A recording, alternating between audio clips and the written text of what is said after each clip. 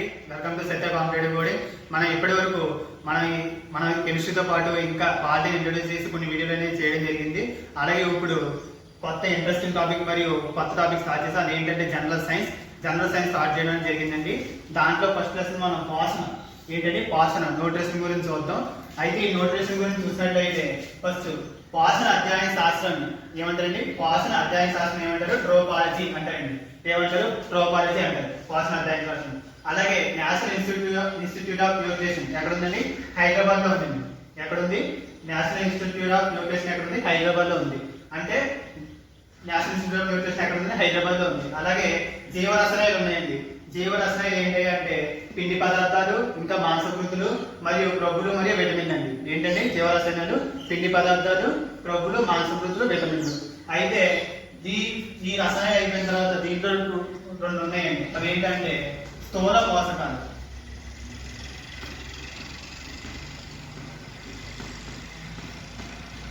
స్థూల పోషకాలు,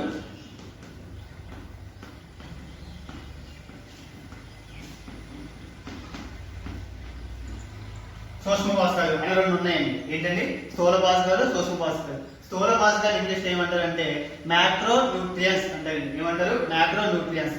అలాగే సూక్ష్మ పోషకాలు ఏమంటారంటే మైక్రో న్యూట్రియన్స్ అంటారు. ఏమంటారు? Micro nutrients. అయితే ఈ స్థూల పోషకాల్లో ఏముంటాయి అంటే పిండి పదార్థాలు అంటే కార్బోహైడ్రేట్స్ మరియు మాంసకృతులు అంటే ప్రోటీన్స్, అలాగే క్రొవ్వులు ఏంటంటే ఫ్యాట్స్ అండ్ లిపిడ్స్. ఈ మూడు వచ్చేసరికి స్థూల పోషకాలు అండి. ఏంటంటే స్థూల పోషకాలు అంటే మ్యాక్రో న్యూట్రియన్స్. ఏంటంటే పిండి పదార్థాలు అంటే కార్బోహైడ్రేట్స్, మాంసకృతులు అంటే ప్రోటీన్స్, క్రొవ్వులు అంటే ఫ్యాట్స్ అండ్ లిపిడ్స్. అలాగే ఈ సూక్ష్మ పోషకాల్లో ఏముంటాయి అంటే విటమిన్లు, అలాగే ఖనిజ లవణాలు. ఈ రెండు ఉంటాయి. ఏంటంటే సూక్ష్మ పోషకాలు మైక్రో న్యూట్రియన్స్ ఏమంటే విటమిన్స్ మరియు ఖనిజ లవణాలు. విటమిన్స్ ఎలా ఉంటాయి? ఖనిజ లవణాలు అంటే ఏంటంటే మినరల్స్ అండి. ఖనిజ లవణాలు అంటే ఏంటి? మినరల్స్. అలాగే ఇప్పుడు చూసినట్లయితే మనం ఇప్పుడు చెప్పుకున్నాం కదా స్థూల పోషకాలు ఏముంటాయి, సూక్ష్మ పోషకాలు ఏముంటాయి అని. అయితే ఒక తర్వాత ఇప్పుడు మనం క్లియర్గా ఎక్స్ప్లెయిన్ చేస్తున్నామండి. ఫస్ట్ లో చూసినట్లయితే కార్బోహైడ్రేట్స్. ఏంటంటే కార్బోహైడ్రేట్స్ అంటే పిండి పదార్థాలు. ఈ పిండి పదార్థాల పేరు ఏంటంటే వీటిని శక్తి వనరులు అని పిలుస్తారండి. ఎవరు పిలుస్తారు? ఈ కార్బోహైడ్రేట్ ని శక్తి వనరులు అని పిలుస్తారండి. అలాగే 1 గ్రామ్ కార్బోహైడ్రేట్ ఈక్వల్ టు ఎంతండి? 4.2 కిలో క్యాలరీస్ శక్తి లభిస్తుందండి. ఎంతండి? 1 గ్రామ్ కార్బోహైడ్రేట్ మనం తీసుకున్నట్లయితే 4.2 కిలో క్యాలరీస్ శక్తి లభిస్తుంది. అలాగే ఈ కార్బోహైడ్రేట్స్ లో ఉండే మూలకం ఏంటి అంటే కార్బోహైడ్రేట్స్ మూలకం ఏంటంటే కార్బన్ సి అంటే కార్బన్ మరియు హైడ్రోజన్ హెచ్, ఆక్సిజన్ ఓ. ఏంటంటే మూలకాలు అంటే కార్బన్, హైడ్రోజన్ మరియు ఆక్సిజన్. అలాగే దీంట్లో వచ్చేసరికి బిట్ ఏంటంటే ఈ మూలకాలు ఉన్నాయి కదా కార్బన్, హైడ్రోజన్ మరియు ఆక్సిజన్, దీని యొక్క నిష్పత్తి ఎంత అంటుంది. ఆ నిష్పత్తి ఎంత అంటే 1:2:1 అండి. దాని నిష్పత్తి ఎంత? 1:2:1. దీని నిష్పత్తి కార్బన్ మరియు హైడ్రోజన్ మరియు ఆక్సిజన్ నిష్పత్తి 1:2:1. అలాగే మొక్కలు కిరణజన్య సంయోగం ద్వారా పిండి పదార్థాలు తయారు చేసుకుంటాయి. ఈ మన తెలిసిన పదవేంటి? మొక్కలు ఏం చేస్తుంటే దానికి కిరణజన్య సంయోగం అంటే సన్ రేస్ ద్వారా దాని యొక్క పిండి పదార్థం తయారు చేసుకుంటాయి. మొక్కల్లో కిరణజన్య సంయోగం ద్వారా పిండి పదార్థాలు తయారు చేసుకుంటాయి. ఇది మనకు తెలిసిన విషయమే.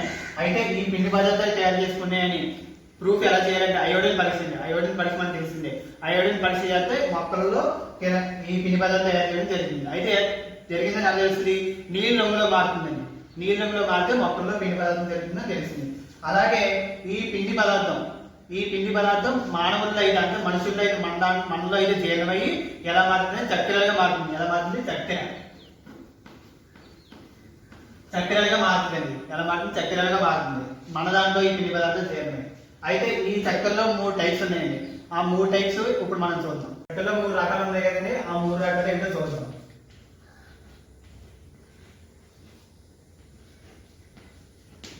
మోనోసాకరైడ్. ఒకటి ఏంటంటే మోనోసాకరైడ్, 2 డైసాకరైడ్, 3 పాలీసాకరైడ్. ఒకటి ఏంటంటే మోనోసాకరైడ్ మరియు రెండోది ఏంటంటే డైసాకరైడ్, మూడోది ఏంటంటే పాలీసాకరైడ్. ఈ ఏంటంటే మోనోసాకరైడ్ అంటే ఏంటంటే ఒకే చక్కెరను మాత్రమే ఏర్పడుతుంది. దాన్ని ఏమంటారండి? మోనోసాకరైడ్. ఒక చక్కెర అణువు ఒక చక్కెరను మాత్రమే ఏర్పడుతుంది, అది ఏమంటారండి మోనోసాకరైడ్ అంటారు. అలాగే డైసాకరైడ్ అంటే రెండు చక్కెరను, ఏంటంటే రెండు రెండు రెండు చక్కెరను ఏర్పడితే ఏమంటారు డైసాకరైడ్ అంటారండి. అదే పాలిసాకరైడ్ అయితే అనేక మోనోసాకరైడ్లు ఫామ్ అవుతే దాన్ని ఏమంటారండి పాలిసాకరైడ్ అంటారు. ఏమంటారు ఒకటి ఫామ్ అవుతే ఏంటంటే మోనోసాకరైడ్ అంటారు, ఒక చక్కెరను మాత్రం ఫామ్ అవుతాయి. రెండు చక్కెరలు ఫామ్ అవుతే డైసాకరైడ్ అంటారు. అదే అనేక మోనోసాకరైడ్లు ఫామ్ అవుతే దాన్ని ఏమంటారంటే పాలిసాకరైడ్ అంటారు. అయితే దీంట్లో ఎగ్జాంపుల్స్ ఏంటంటే మోనోసాకరైడ్ ఎగ్జాంపుల్ వచ్చేసి గ్లూకోజ్ అండి, గ్లూకోజ్, ఫ్రక్టోజ్, మళ్ళీ గాలక్టోజ్ అండి. ఏంటంటే మోనోసాకరైడ్ ఎగ్జాంపుల్స్ గ్లూకోజ్, ఫ్రక్టోజ్, గాలక్టోజ్. అలాగే డైసాకరైడ్ ఎగ్జాంపుల్ వచ్చేసరికి ఏంటంటే సుక్రోజు, మాల్టోజు, లాక్టోజ్ అండి. ఏంటంటే సుక్రోజు, లాక్టోజ్ మరియు మాల్టోజ్. అలాగే పాలిసాకరైడ్ వచ్చేసరికి ఏంటంటే సెల్యులోజు, గ్లైకోజన్, స్టార్చ్ అండి. ఏంటంటే పాలిసాకరైడ్ ఎగ్జాంపుల్ వచ్చేసరికి ఏంటి సెల్యులోజు, గ్లైకోజన్ మరియు స్టార్చ్ అండి. అయితే ఆ షుగర్స్ అండి అన్ని టైప్స్. ఈ షుగర్స్ అన్ని ఏంటి, దాన్ని ఏమేమంటారు అవన్నీ చూద్దామండి. గ్లూకోజ్ చూసినట్లయితే గ్లూకోజ్ ని గ్రేప్ షుగర్ అంటారండి. ఏమంటారు గ్రేప్ షుగర్, గ్రేప్ షుగర్ అంటారండి. గ్లూకోజ్ ఏమంటారు గ్రేప్ షుగర్ అంటారు. అయితే క్రీడాకారులకు తక్షణ శక్తినిచ్చే చక్కెర ఏంటంటే ఏంటయ్యా అంటే గ్లూకోజ్ అండి. ఈ గ్లూకోజ్ కానీ తీసుకున్నట్లయితే ఈ క్రీడాకారులు వెంటనే తక్షణ శక్తి వస్తుంది. అలాగే రక్తంలో గ్లూకోజ్ స్థాయిని ఇన్సులిన్ అనే హార్మోన్ స్థిరంగా ఉంచుతుందండి. మన రక్తంలో గ్లూకోజ్ స్థాయి ఉంటుంది, ఆ స్థాయిని ఇన్సులిన్ అనే హార్మోన్, ఈ ఇన్సులిన్ అనేది హార్మోన్ అండి. ఈ హార్మోన్ అనేది ఈ రక్తంలో గ్లూకోజ్ స్థాయిని స్థిరంగా ఉంచుతుంది. అలాగే ఈ ఇన్సులిన్ కనుక సరిగ్గా పనిచేయకపోతే ఈ గ్లూకోజ్ స్థాయి పెరిగిపోయి వ్యాధి వస్తుంది. ఆ వ్యాధి ఏంటంటే డయాబెటిస్ మెలిటస్. ఏంటండి డయాబెటిస్ మెలిటస్ అనే వ్యాధి వస్తుంది. ఎలా వస్తుంది ఇది, ఈ ఇన్సులిన్ అనే హార్మోన్ కనుక సరిగ్గా పనిచేయకపోతే ఈ రక్తంలో గ్లూకోజ్ స్థాయి పెరిగిపోయి డయాబెటిస్ మెలిటస్ అనే వ్యాధి వస్తుంది. అయితే ఈ గ్లూకోజ్ స్థాయి పెరిగినప్పుడు ఇన్సులిన్ అనేది హార్మోన్ ఉపయోగపడుతుంది. తగ్గినప్పుడు ఏం ఉపయోగపడతాయి అంటే గ్లూకాగాన్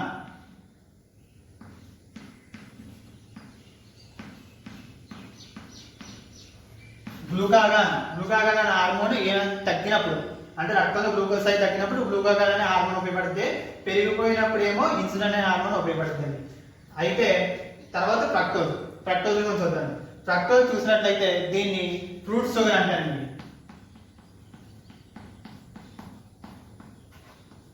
ఫ్రక్టోజ్ ఏమంటారు ఫ్రూట్ షుగర్ అంటారండి ఫ్రక్టోజ్. మరియు ఏంటంటే ఉన్న చక్కెరలన్నిటిలోని అత్యంత తీయనైన చక్కెర ఏంటి అంటే ఫ్రక్టోజ్ అండి.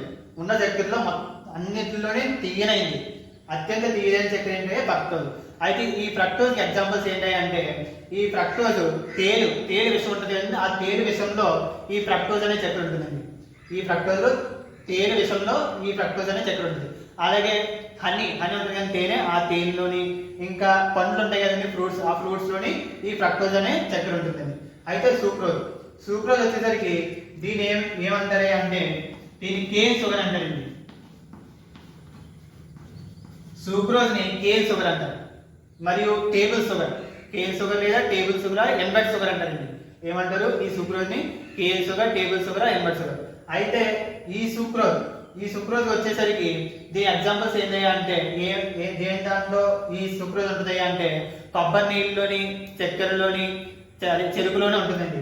దేంట్లో ఉంటుంది కొబ్బరి నీళ్ళలోని, చెరుకులోనే ఉంటుందండి ఈ సుక్రోజ్ అనేది.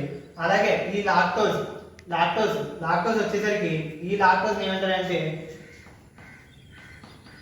మిల్క్ షుగర్ అంటారండి. ఈ లాక్టోజ్ ని మిల్క్ షుగర్ అంటారు. ఈ లాక్టోజ్ ఏమంటారండి మిల్క్ షుగర్ అంటారు. అయితే ఈ అత్యంత తీయనైన చక్కెర ఏంటి అంటే ఫ్రక్టోజ్ అండి. అలాగే చక్కెర తక్కువైన అంటే తీయదనం తక్కువైన చక్కెర ఏంటి అంటే లాక్టోజ్ అండి. ఎక్కువేంటి ఫ్రక్టోజ్, తక్కువ ఏంటంటే మిల్క్ షుగర్ అంటే లాక్టోజ్. అయితే ఈ లాక్టోజ్ పాలలో 7 నుంచి 8% ఉంటుందండి. ఎంత ఉంటుంది 7 నుంచి 8% ఉంటుంది ఈ లాక్టోజ్ అనే షుగర్ చక్కెర పాలలో 7 నుంచి 8% ఉంటుంది. అలాగే మాల్టోజ్ అండి, ఈ మాల్టోజ్ ఏమంటారంటే మాల్ట్ షుగర్ అంటారండి.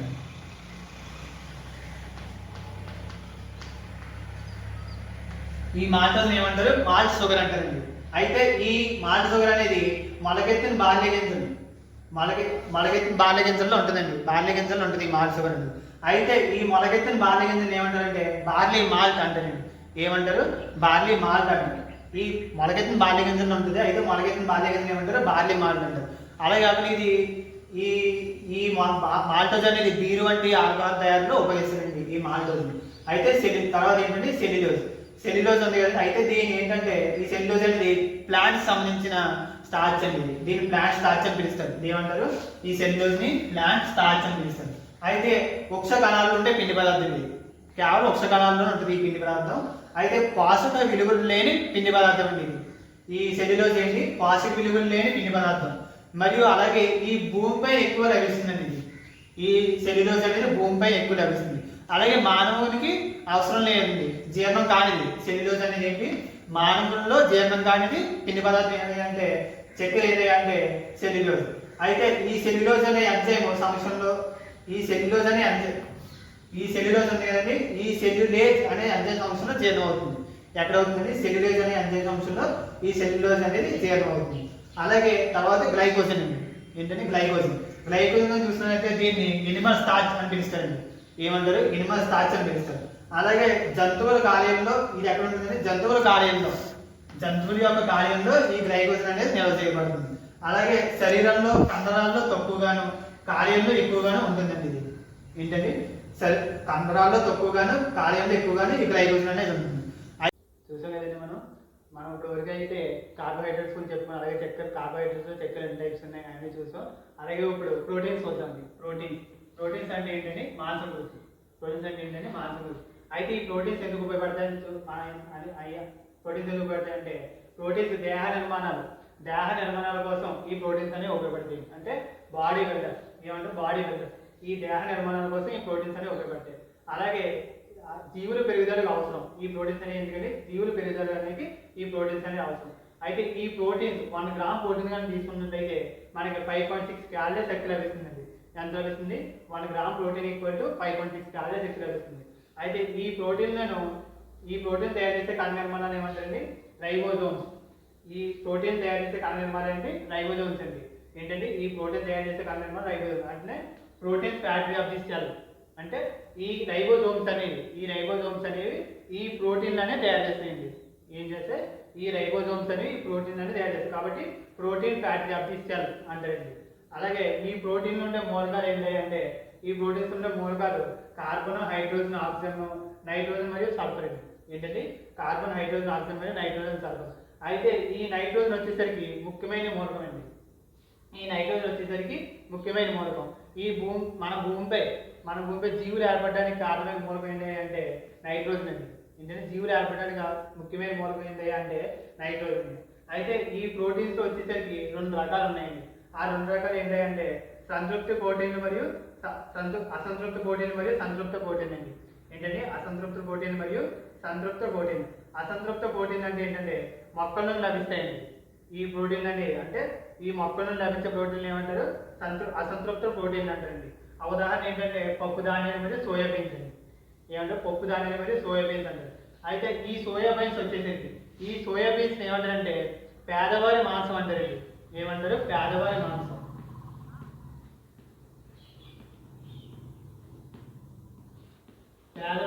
అండి. ఈ సోయాబీన్స్ ని పేదవారి మాంసం అంటారు. ఎందుకు పేదవారి మాంసం అంటారంటే ఈ సోయాబీన్స్ కానీ తీసుకున్నట్లయితే మనకి 50% వరకు ప్రోటీన్స్ మనకి అందుతుంది. 50% ప్రోటీన్స్ వరకు మనకి అందుతుంది ఈ సోయాబీన్స్. కాబట్టి దీన్ని పేదవారి మాంసం అంటారు. అలాగే సంతృప్త ప్రోటీన్. ఈ సంతృప్త ప్రోటీన్ అంటే ఏంటంటే జంతువుల నుంచి లభించే ప్రోటీన్ ఏమంటారు, సంతృప్త ప్రోటీన్ అంటారు. అయితే ఉదాహరణ వచ్చేసరికి పాలు పెరుగు తీసుకుంటే కనుక వీటిని సంతృప్త ప్రోటీన్ అంటారు, జంతువుల నుంచి లభిస్తాయి. అలాగే ఈ ప్రోటీన్లు తీసుకున్న తర్వాత అవి జీర్ణమై ఎలా మారుతుంది, ఎమైనో ఆమ్లాలుగా మారుతాయి. మన ఆమ్ల షాప్లో చెప్పుకున్నాను ప్రోటీన్ ఏమంటే అమైనో ఆమ్లం అని అనుకున్నాం. కాబట్టి ఇక్కడ చూసినట్లయితే ప్రోటీన్లు తీసుకున్న తర్వాత అవి జీర్ణమై ఎలా మారుతుంది, ఎమైనో ఆమ్లాలుగా మారుతాయండి. అయితే ఈ మానవ శరీరంలో అంటే మన శరీరంలో లభించే మొత్తం అమైనో ఆమ్ల సంఖ్య ఎంత అంటే 24. ఎంతని 24. అయితే ఈ ప్రోటీన్లు మాత్రమే ఉపయోగించుకుని అమైనో ఆమ్లాల సంఖ్య ఎంత అంటే 20 అండి. 20 ఎంతండి 20. ప్రోటీన్స్ మాత్రమే ఉపయోగించుకునే ఈ అమైనో ఆమ్లాల సంఖ్య ఎంత అంటే 20 అండి. అయితే ఈ మొత్తం సంఖ్య ఎంతండి, మానవ శరీరంలో జన్మయ్యే అమైనో సంఖ్య ఎంత 24. అయితే ప్రోటీన్స్ మాత్రం ఉపయోగించేది ఏంటి 20 అండి. అయితే పెద్దవారికి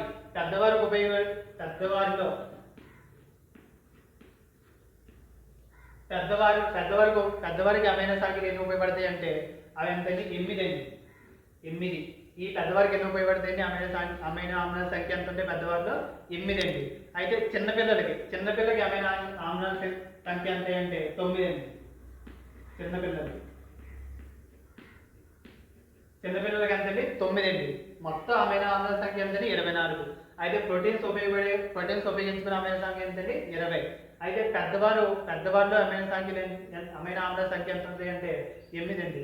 అలాగే చిన్నపిల్లలకి ఎన్ని ఉంటాయి అమైనో సంఖ్య ఎంత అంటే 9 అండి. అలాగే ఇంకా ఏంటంటే అమైనో ఆమ్లాలు జీవక్రియలో పాల్గొని విటమిన్ B6 అమైనో ఆమ్లాలు జీవక్రియలో పాల్గొని ఏం ఫామ్ అవుతుంది విటమిన్ B6 పైరిడాక్సిన్ అనేది ఫామ్ అవుతుంది. అలాగే ప్రోటీన్లు అన్ని అమైనో ఆమ్లాలతో నిర్మితం అవుతాయి. ఈ ప్రోటీన్స్ అన్ని ఏంటండి మొత్తం అన్ని అమైనో ఆమ్లంతోనే నిర్మించబడతాయి. కాబట్టి ఈ ప్రోటీన్ ఏమంటే బిల్డింగ్ బ్లాక్స్ ఆఫ్ ప్రోటీన్స్ అంటారండి. కాబట్టి అమైనో ఆమ్లాలు ఏమంటారండి బిల్డింగ్ బ్లాక్స్ ఆఫ్ ప్రోటీన్స్ అంటే ఎందుకంటారు ఈ ప్రోటీన్స్ అన్ని ఈ అమైనో ఆమ్లం ఉండడం వల్లే ఈ నిర్మించబడతాయి ప్రోటీన్స్ అని. కాబట్టి బిల్డింగ్ బ్లాక్స్ ఆఫ్ ప్రోటీన్స్ అంటారండి. అలాగే చిన్నపిల్లల్లో మాత్రమే ఉండే అమైనో ఆమ్లం ఏంటంటే హిస్టడిన్ అండి. హిస్టడిన్ అనే అమైనో ఆమ్లం ఎవరిలో ఉంటుందండి చిన్నపిల్లల్లో ఉంటుంది. అలాగే కొన్ని ప్రోటీన్స్ ఉన్నాయండి. ఆ ప్రోటీన్స్ ఎక్కడెక్కడ లభిస్తాయి అవి కానీ చూసినట్లయితే ఈ కేసిన్ అనే ప్రోటీన్ పాలల్లో లభిస్తుందండి. ఎక్కడండి కేసిన్ అనే ప్రోటీన్ పాలల్లో లభిస్తుంది. అలాగే అస్సిన్ అనేది ఎముకల్లో లభిస్తుందండి. అస్సిన్ అనే ప్రోటీన్ ఎక్కడ ఎముకల్లో అండి. అలాగే మయోసిన్ వచ్చేసరికి కండరాల్లో వస్తుందండి ఆ ప్రోటీన్. ఈ మయోసిన్ అనేది కండరాల్లో ఉంటుంది అనమాట. అలాగే కెరాటిన్ వచ్చేసరికి గోర్లు వెంట్రుకలు ఉంటాయి కదండి. గోర్లు వెంట్రుకలు గిట్టులు కొమ్ములు అలాంటి వాటిలో ఈ కెరాటిన్ అనేది ఉంటుంది. అలాగే బీటా క్యారోటిన్ వచ్చేసరికి ఆకుకూరలు లభిస్తుందండి బీటా క్యారోటిన్ అని. అలాగే మయోగ్లోబిన్ వచ్చేసరికి గుండె అండి. మయోగ్లోబిన్ వచ్చేసరికి లభిస్తాం గుండె అండి. అలాగే అడెనిన్ వచ్చేసరికి గుడ్డు ఉంటుంది కదండి. ఆ గుడ్లో వస్తుందండి అడెనిన్ అనే ప్రోటీన్. ఏ ప్రోటీన్ అండి అడెనిన్. అది ఎక్కడ ఉంటుంది గుడ్డులో. అలాగే అల్బుమిన్ ఎక్కడ అంటే గుడ్డు యొక్క చలసన భాగం అండి. గుడ్డు యొక్క చలసన భాగం ఉంటుంది కదా. ఆ చలసన భాగంలో ఏం ప్రోటీన్ ఉంటుందండి అల్బుమిన్ అనే ప్రోటీన్ ఉంటుంది. అలాగే సిరిసిన్ మరియు ట్రైబోయిన్ ఎక్కడ ఉంటుందండి పొట్టులో ఉంటుందండి. ఈ పొట్టు అనే దాంట్లో ఏ ప్రోటీన్ ఉంటుందండి సిరిసిన్ మరియు ట్రైబోయిన్. అలాగే కాండ్రిన్ యొక్క ప్రోటీన్ ఎక్కడ ఉంటుందండి మృదులాస్థిలో ఉంటుందండి. మృదులాస్థిలో ఏ ప్రోటీన్ ఉన్నాయి అంటే కాండ్రిన్ ఉంటుంది. అలాగే గ్లూటిన్ మరియు గ్లూటానిన్ ఎక్కడ ఉంటుందండి గోధుమల్లో ఏ ప్రోటీన్ ఉంటాయి అంటే గ్లూటిన్ మరియు గ్లూటానిన్. చూసారు కదండి మనం వరకు ప్రోటీన్ చెప్పుకున్నాం. అలాగే ఇప్పుడు ఫ్యాట్స్ ఉన్నాయి కదండి క్రొవ్వులు. ఆ క్రొవ్వులు కూడా చూద్దాం. క్రొవ్వులు ఉన్నాయి కదండి క్రొవ్వులు చూద్దామండి. ఇప్పుడు క్రొవ్వులు ఇంగ్లీష్ ఏమంటారండి ఫ్యాట్స్ క్రొవ్వులు ఫ్యాట్స్ అండ్ లిపిడ్స్ అండి. ఈ క్రొవ్వులు చూద్దామండి. అయితే ఈ క్రొవ్వులు వచ్చేసరికి వీటిని ఏమంటారు అధిక శక్తి వనరులు అని పిలుస్తారండి. ఈ క్రొవ్వులను ఏమంటారు అధిక శక్తి వనరులు అని పిలుస్తారండి. అలాగే 1 గ్రామ్ కొవ్వు అని మనం తీసుకున్నట్టయితే మనకి ఎంత శక్తి లభిస్తుందండి 9.45 కిలో క్యాలరీ లభిస్తుందండి. 1 గ్రామ్ కొవ్వు తీసుకున్నట్లయితే మనకి 9.45 కిలో క్యాలరీస్ శక్తి లభిస్తుందండి. అలాగే క్రొవ్వుల్లో ఉండే మూలకాలు ఏంటి అంటే క్రొవ్వుల్లో కార్బన్ మరియు హైడ్రోజన్ మరియు ఆక్సిజన్ ఉంటుందండి. క్రొవ్వుల్లో ఉన్న మూలకాలు ఏంటి కార్బన్ మరియు హైడ్రోజన్ మరియు ఆక్సిజన్. అలాగే మన శరీరంలో వచ్చేసరికి క్రొవ్వులు ఎడిపోస్ కణజాలంలో నిల్వ చేయబడతాయండి. ఏంటంటే ఎడిపోస్ అనే కణజాలంలో ఈ క్రొవ్వులు అనేవి నిల్వ చేయబడతాయి. అలాగే ఈ క్రొవ్వుల్లో ఉండే బంధాలు ఏంటంటే క్రొవ్వుల్లో బంధాలు ఎస్తర్ బంధాలండి. ఈ క్రొవ్వులన్నీ ఎస్తర్ బంధాలతో బంధం ఏర్పడుతూ ఉంటాయండి. అలాగే ఈ మొక్కల్లో చూసుకున్నట్లయితే ఈ మొక్కల్లో క్రొవ్వులు నూనె రూపంలో ఉంటాయండి. మనం చూస్తూ ఉంటాం ఈ మొక్కల్లో చూసినట్లయితే ఈ క్రొవ్వు అనేది ఎలా ఉంటుందండి నూనె రూపంలో ఉంటుంది. అలాగే ఈ కొబ్బరి ఆముదం ఆ మొక్కల్లో చూసినట్లయితే ఈ కొబ్బరి ఆముదం మొక్కల్లో మాత్రం అంకురచ్చదంలో నిల్వ చేయబడి ఉంటాయండి. ఏంటంటే ఈ కొబ్బరి ఆముదంలో మాత్రం అంకురచ్చదంలో నిల్వ చేయబడి ఉంటుంది. అలాగే మొక్కల నుండి లభించే కొవ్వు గది ఉష్ణోగ్రత ఎలా ఉంటుందండి ద్రవ రూపంలో ఉంటుందండి. ఈ మొక్కల నుండి లభించే కొవ్వు గది ఉష్ణోగ్రత ఎలా ఉంటుందండి ద్రవ రూపంలో ఉంటుందండి. అంటే ద్రవ రూపంలో మనకి అంటుంది అనమాట. అంటే 21 డిగ్రీ సెంటిగ్రేడ్ అదే 25 డిగ్రీ సెంటీగ్రేడ్. ప్రతి ఉష్ణోగ్రత ఎంత అంటే 25 డిగ్రీ సెంటీగ్రేడ్. అలా 21 నుంచి 25 మధ్యలో ఈ ద్రవ రూపంలో ఉంటుంది. ఏంటది? మొక్కల మీద లభించే ద్రవ్యం. అయితే ఈ ద్రవ రూపంలో ఉన్నదాన్ని నికిల్ Ni అంటే నికిల్తో కనుక హైడ్రోజనీకరణం చేస్తే మనకి ఏమవుతుందండి? డాల్డా ఫామ్ అవుతుంది. ఏం చేస్తే ఈ నికిల్తో హైడ్రోజనీకరణం చేస్తే డాల్డా అనేది ఫామ్ అవుతుంది. ఈ పెంగ్విన్ పక్షులు అలాగే తిమింగలాలు ఈ క్రోబోపారను అంటే ఈ పెంగ్విన్ పక్షులు తిమింగలాలు అంటే శరీరం కింద ఒక పొర ఉంటుందండి, క్రోబోపార. ఆ పొరను ఏమంటారంటే బ్లబ్బర్ అంటారండి. ఏమంటారు? బ్లబ్బర్ అంటారు. దీన్ని ఈ తిమింగలాలు మరియు పెంగ్విన్ పక్షుల యొక్క కింద అదే శరీరం కింద ఉంటుందండి క్రోబోపార. ఆ క్రోబోపారని ఏమంటారు? బ్లబ్బర్ అంటారు. అది ఎందుకంటే ఉష్ణబంధకంగా పనిచేస్తుందండి వాటికి. ఈ తిమింగలాలకి పెంగ్విన్కి ఉష్ణబంధకంగా పనిచేస్తుంది. చూసారు కదండి మనం ఇప్పుడు వరకు కార్బోహైడ్రేట్స్, ఫ్యాట్స్ అలాగే ప్రోటీన్స్ ఇవన్నీ మాంసకృతులు, ప్రోటీన్స్ అన్ని చెప్పుకున్నాం. నెక్స్ట్ వీడియోలో మనం ఖనిజ లవణాలు, మినరల్స్ గురించి కూడా చూద్దామండి. Thank you for watching. Thank you. Video చూసిన తర్వాత అందరూ లైక్, షేర్ అండ్ సబ్స్క్రైబ్ చేయండి. Thank you.